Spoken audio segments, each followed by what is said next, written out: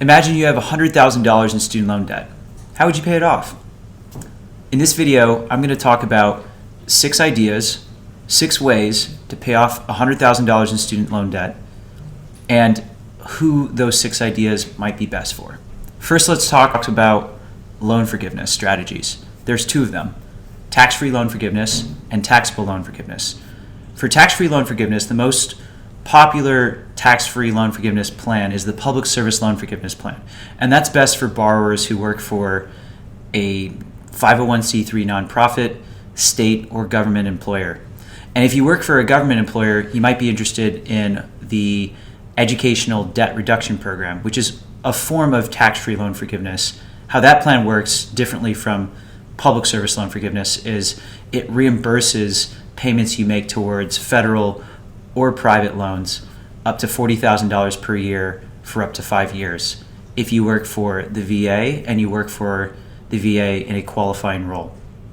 But for the rest of us borrowers who work for a nonprofit, state, or government employer and have federal loans, public service loan forgiveness is the program to take a look at. On the taxable loan forgiveness side, that's the second of 6 strategies. What you're looking at is an income-driven plan, and likely that income-driven plan is something to consider if you're a federal borrower whose income results in a payment that's less than the 10-year standard plan in the federal system. Now, the other strategies have to do with paying it down to zero. So if you have $100,000 and you're looking at it and you've ruled out income-driven plans and income-driven plans pursuing a public service loan forgiveness strategy, you've ruled that out and you've realized or decided by doing the math that paying it down to zero is the best, then I've got 4 ideas, 4 different ways, maybe even combined, to pay your $100,000 in debt down. The first of those ideas is to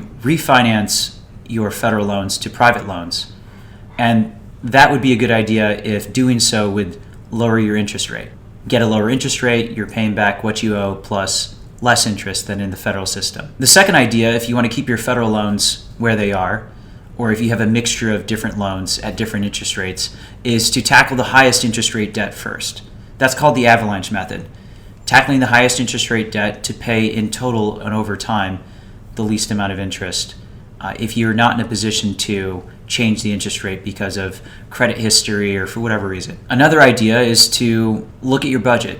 Take a closer look at your budget and see if there's things in your lifestyle that you can cut so that you can take that surplus cash and put that extra cash towards your student loans to pay them down more quickly. And if there isn't room in your budget to cut, maybe there's room in your income to grow your income.